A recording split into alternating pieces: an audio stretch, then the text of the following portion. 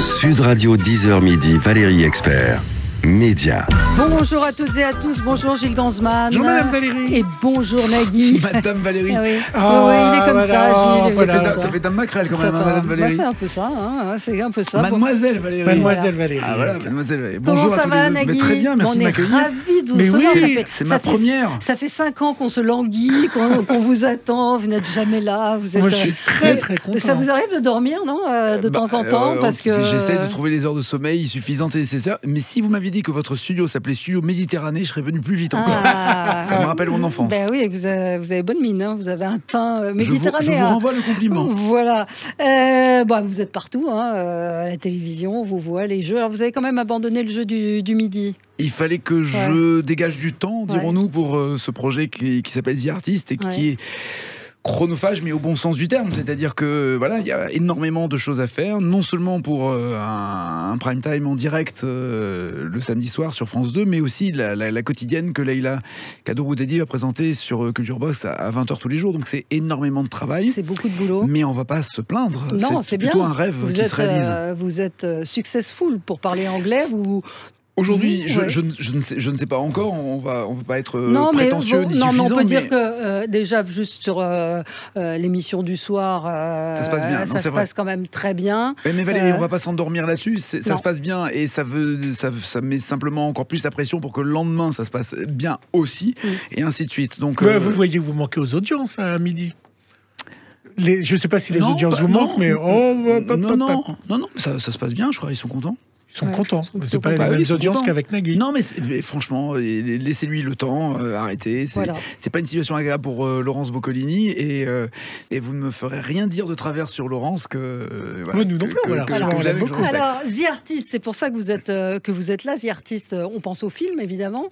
Oui, le clin d'œil est c'est même plus qu'un clin d'œil. Ouais. Ça a été une demande faite à Michel Zanavicius et Thomas Langman. Michel qui a eu la gentillesse, l'élégance de me dire que tu te serves de ce titre et encore plus pour que tu fasses une émission musicale, j'en serais honoré. Je dis, on va pas inverser les rôles, c'est moi qui suis honoré que tu acceptes. Mais oui, l'idée de prendre ce titre, pourquoi ? Parce que d'abord, le film parle, je vais pas repitcher The Artist qui a pratiquement 10 ans, mais le film parle du succès d'une actrice et de la déchéance d'un autre, et de ce jeu justement de plaire ou ne pas plaire au public, tout cela autour du muet et du parlant, c'est-à-dire des textes et donc de l'écriture. Et il m'a semblé évident, d'abord pour qualifier quelqu'un qui est un auteur, compositeur, interprète, donc d'artiste complet, j'ai cherché tous les titres possibles et imaginables. Alors évidemment, il y avait des titres qui venaient, qui étaient très dans la punchline, voilà, qui sera la star de demain, machin. Je trouvais ça tellement ringard, tellement ringard.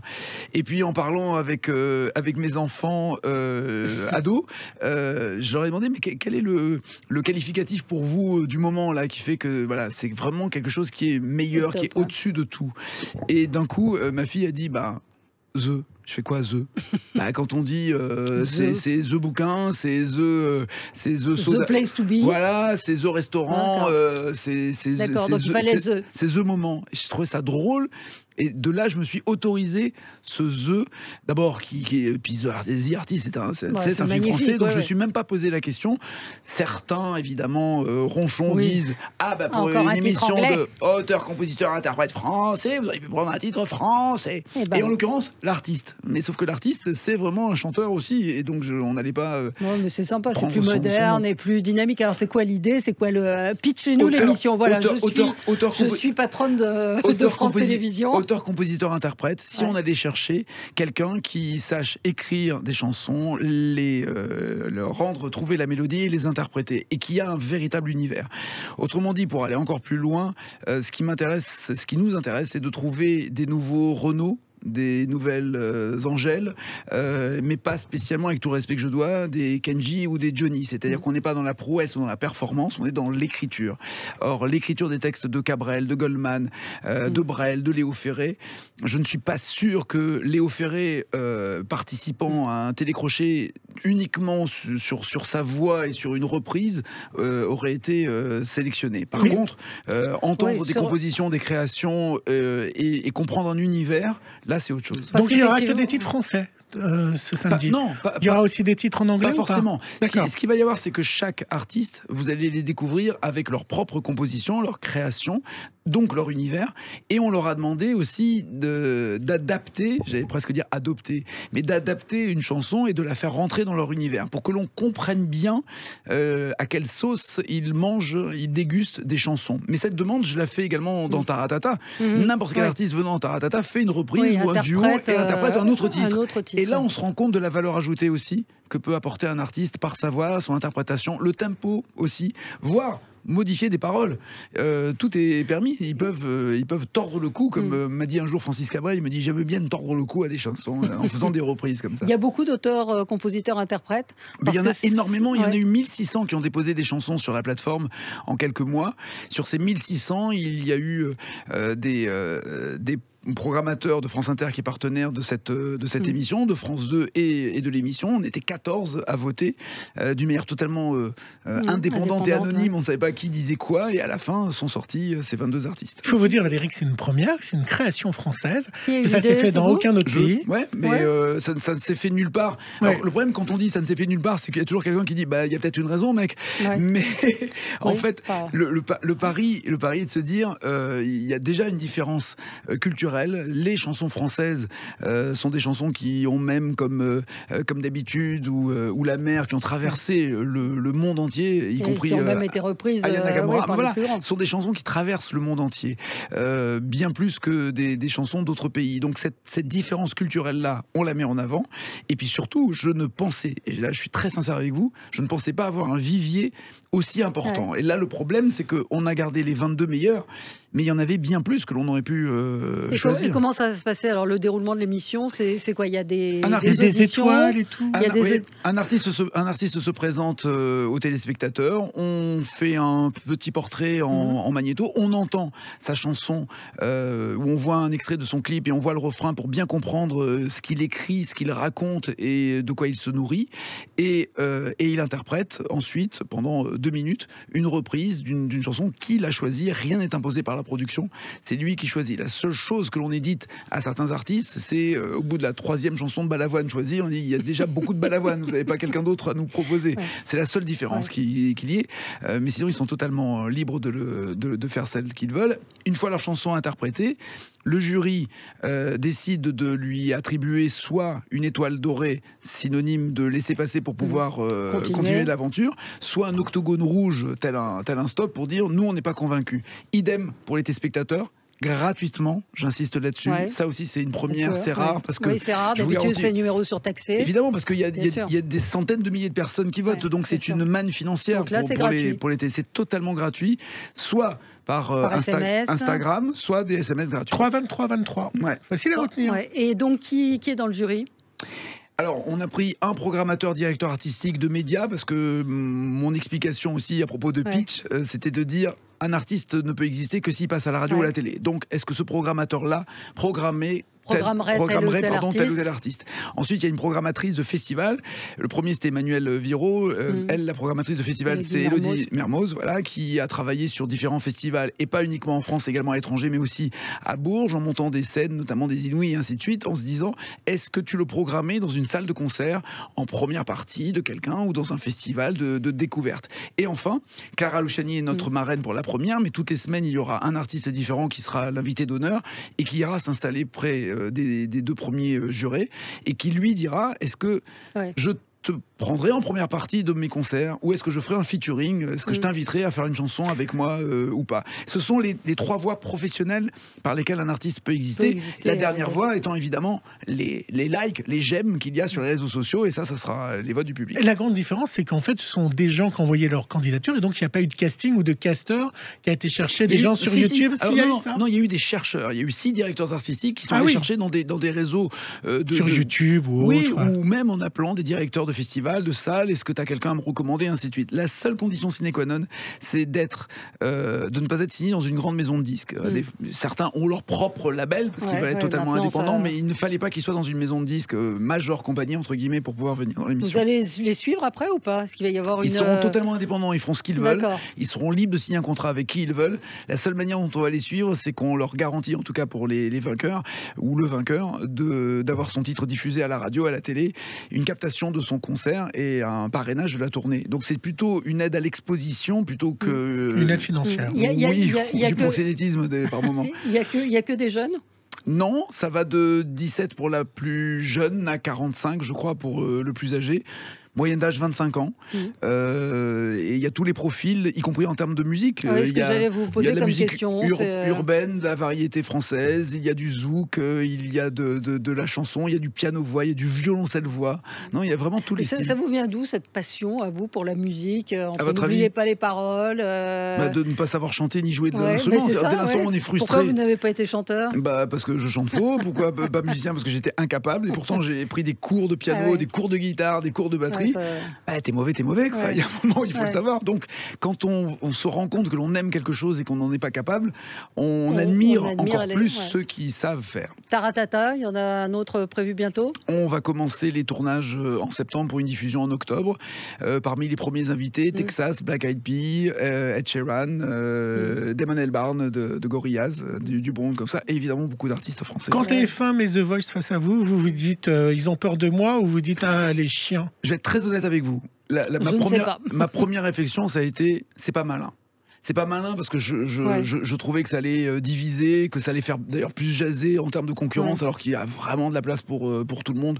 Voilà, j'ai pas trouvé ça malin. Et en même temps, s'ils l'ont fait, c'est par malice. S'ils l'ont fait par malice, puisque nous sommes en direct et que nos dates étaient clairement connues par beaucoup de gens du métier, eux, c'est enregistré depuis pratiquement 1 an. Ils décident de le passer là, et ils auraient pu le passer plus tard. C'est leur décision. Donc, je me dis que cette décision est calculée. Si elle est calculée, c'est qu'elle est stratégique. Si elle est stratégique, c'est qu'on les inquiète. Donc, voilà, et puis ce qui me fait... opposer la musique à la musique, c'est pas très malin. Mais il y a de la place pour tout le monde. Écoutez, moi je m'amuse souvent avec une petite ironie en disant, écoutez, nous on a des artistes, compositeurs, interprètes qui sont de nouveaux talents, de jeunes talents. Eux, ils jouent avec les perdants de leur émission. C'est évidemment, je taquine, j'ai beaucoup d'amitié et de respect pour Nikos et pour tous ceux qui sont dans le jury, pour les producteurs aussi, et pour TF1. C'est la règle du jeu. Il me tacle, je tacle, très bien. Il démarre à 21h10, on démarre à 20h40, comme ça. Le public aura une demi-heure de tranquillité, plutôt que de manger les pubs de TF1 pour regarder The Artist qui démarra plus tôt. Et ça, c'est le petit tacle. Et oui. Mais c'est vrai que c'est dommage, parce que on aurait pu. Enfin, c'était une autre proposition possible. Non, mais je crois que l'information. Enfin, vous travaillez dans les médias, vous le savez. L'information que tout le monde avait, c'était que Danse avec les stars était le samedi soir, et qu'on serait face à Danse avec les stars. Et là, je trouvais ça plutôt complémentaire. C'est pas le cas, c'est pas grave. Il y a des choses beaucoup plus graves. Vous avez d'autres idées en magasin? Moi, je veux revoir l'émission avec les gagnants des jeux. C'est aussi un format. J'ai adoré. C'était super. Pareil, c'est une création. Il y a eu 2 primes qui ont extrêmement bien fonctionné, et la chaîne a envie, en effet, qu'il y en ait d'autres. Ah oui, avec le décor qui bouge et tout. C'était top. Et vous avez d'autres projets encore? Qu'est-ce que vous avez envie de faire? Il y a un moment où j'ai envie de réussir les idées naissantes, et je vous assure, il y a quand même une boule au ventre et une inquiétude, non pas de savoir si ça marche ou si ça marche pas. Oui, évidemment, je regarderai les chiffres le lendemain matin, mais c'est simplement déjà, le plus important pour moi est de ne pas décevoir par rapport à ce que je vous raconte, que vous regardiez pas l'émission en vous disant mais c'est pas ce qu'il a dit, pourquoi ils font ça alors qu'il avait dit ça, d'être peut-être même impressionné par la prestation d'artistes, et j'en suis convaincu parce qu'ils sont vraiment impressionnants. Il y a tout un mécanisme aussi dans le décor qui est très impressionnant, qui fera que des scènes vont sortir de nulle part et évoluer et grimper au ciel, des plateaux tout en mouvement qui retrouvent le décor d'une grande platine de disque jockey. Finalement, c'est comme ça qu'Olivier Ilouz a conçu le décor. Et puis... Et pourquoi le direct ? parce que d'abord, c'est un risque à prendre pour tout le monde, aussi bien pour les artistes que pour nous, que pour moi, le direct, c'est la vérité, et que pour l'interaction, et que le public, parce qu'il n'y a que le public qui décide si quelqu'un est un artiste ou pas. Donc pour pouvoir voter, il fallait pas d'autre solution. Oui, si, il y avait une solution qui a déjà été utilisée par beaucoup d'émissions, c'est que ce soit le public qui est sur le plateau de télé, qui a des boîtiers et qui décide. Sauf qu'on ne sait pas qui sont ces gens-là et s'ils sont vraiment représentatifs des auditeurs ou des téléspectateurs. Donc là, c'est vraiment tout le monde, et gratuitement. Vous avez vraiment assassiné John Fitzgerald Kennedy? Ah, j'ai le son. Mais j'ai le son, madame. Et je ne sais pas si vous avez vu ça mercredi. C'était. Vous n'êtes pas au courant? Vous n'êtes pas au courant? Ah, bah c'est pour ça. Mais j'avais prévu le son. Vous avez vu quel couple on fait? C'était sur C'est à vous. Et Pierre Ninet a parlé de vous lorsqu'on a parlé de JFK. Écoutez. Moi, je sais plus longtemps. Et c'est plutôt Stone ou plutôt... Non, c'est pas ce qu'on croit. Ah, c'est différent. Ouais, a priori, c'est Nagui. Mais c'est mes infos. Elles me paraissent très solides quand même. Hein. Oui, non. Si je sortirais pas ça comme ça. C'est marrant parce que je m'étais déjà demandé si Nagui pouvait avoir un truc à voir avec Kennedy, et ça me paraît limpide maintenant. Sur les dates, ça concorde. Ouais. Ah, sur les dates, ça correspond exactement à sa naissance. Donc, déjà rien que ça, c'est pas un peu bizarre? Il est né en 63. Oui. Ah oui, non mais c'est dingue. Vous connaissez vraiment la date de naissance de Nagui? Je crois, oui. D'accord, déjà ça m'impressionne. Non, c'est votre date de naissance? Je suis né en 61, mais je dois avouer que Pierre est bien informé. Bien informé. Il dit après, on va dire que je suis complotiste. J'adore. Voilà. Pourquoi vous connaissez bien? Pourquoi d'où il sort ça? J'ai pas la prétention. Non, mais oui. Vous êtes copains? Je l'aime, en tout cas. D'accord. Donc, être une vanne dans la bouche de Pierre Ninet, c'est le climax de. Ça y est, je peux me drop the mic, je me retire, c'est fait. C'est bon, c'est fait. Donc vous pouvez nous dire, vous étiez effectivement impliqué dans. Je peux juste vous dire que Pierre Ninet est au courant de beaucoup de choses et qu'on peut lui faire confiance. Et lui, vous savez des choses sur lui? Oui, mais alors le problème, c'est que comme la justice fait son travail, je ne peux pas interférer dans l'enquête. Est-ce qu'il y a un jour Nagui arrêtera la télé ou pas? Vous avez une date en tête? Vous avez envie de partir? Ce qui a été plus fréquent, c'est que la télé m'arrête. Mais ce qui est évident, c'est que je ne m'accrocherai pas. Voilà, ça c'est évident. C'est-à-dire qu'au premier signe de désamour du public, il est évident qu'il faut s'arrêter. Alors la première étape, c'est de se renouveler, c'est de se dire est-ce qu'on ne lasse pas en faisant toujours la même chose? C'est ce que je fais là, où en arrêtant le jeu de midi et en faisant The Artist, en proposant quelque chose de nouveau. Mais à plusieurs indicateurs, il y a un moment, il ne faut pas s'accrocher. Mais c'est le public qui décidera, pas vous. Totalement. Vous dites, je ne perdrai pas cette énergie, cette envie d'être là, cet amour de. Je ne crois pas, mais vous avez raison. Il y a un moment où vous pouvez. Vous savez, les grands reporters ont dit qu'ils n'ont plus de plomb. Ils n'ont plus envie de se lever, ils n'ont plus envie de partir. Mais là, pour l'instant, c'est pas le cas, en tout cas. Pour l'instant, c'est évidemment pas le cas. Mais votre cul n'est pas en plus. Le jour où ça arrive, c'est-à-dire où il n'y a plus l'envie. Encore une fois, c'est ce que j'avais. L'envie d'avoir envie. Voilà, c'est ce que j'avais ressenti à un moment. Quand on n'a pas envie, il faut pas y aller. Puis ça se voit. Ça se voit sur votre tête, sur votre sourire, sur vos vannes, sur votre présence. Ça se sent. Donc, en y allant sincèrement et avec appétit, le public le vit et le ressent. Si le public n'aime plus ce que vous faites, oui, il faut arrêter. Si vous n'aimez plus ce que vous faites ou ce que le public attend de vous, là aussi, il faut arrêter. Il faut que ce soit une belle osmose comme dans un couple. Pourquoi vous êtes le seul à faire de la musique? On dit que la musique est segmentant en télé, que ça fonctionne plus. Je suis peut-être alors, je pense pas être le seul, mais je pense être celui qui s'est le plus accroché et qui a le moins lâché la main. Il y a eu beaucoup d'émissions qui ont été tentées. Je pense à Sébastien Follin aussi, qui est un amoureux de la musique et qui en a fait beaucoup et qui en fait et en live. Je dois avouer que j'ai profité des résultats d'audience de certains jeux ou certaines émissions pour mettre dans la balance l'existence et la vie de Taratata, qui a été souvent arrêtée, qui est souvent revenue, et qui, depuis qu'elle est revenue depuis 5 ans, avec un premier prime qui était à 4 millions et plus de téléspectateurs, on s'est dit que finalement, la musique pouvait avoir sa place. Mais Taratata est une marque incroyable qui garantit une qualité. Donc là aussi, il y a la pression de ne pas décevoir. Donc ce sera demain soir, 21h05. Vous êtes trompé dans votre conducteur. 20h40. 20h40. Il s'est complètement gouré dans son conducteur, Gilles. C'est ce samedi, donc c'est demain soir, 20h40. 20h40. Donc c'est bien, il n'y a pas de pub. Après le journal. Écoutez, je vais faire des envieuses. Je serai collé à Laurent Delahousse. Voilà. The Artist, France 2, nouvelle émission, nouveau prime en direct. C'est important de de le souligner, que vous allez présenter avec talent et énergie. Nagui, merci d'avoir été avec nous sur Sud Radio ce matin. Merci à tout de suite avec Gérard Collard. Le FBI vous attend à la sortie. Avec Gérard Collard et les livres. Je sais que vous aimez beaucoup les livres. J'ai passion pour les livres. À tout de suite.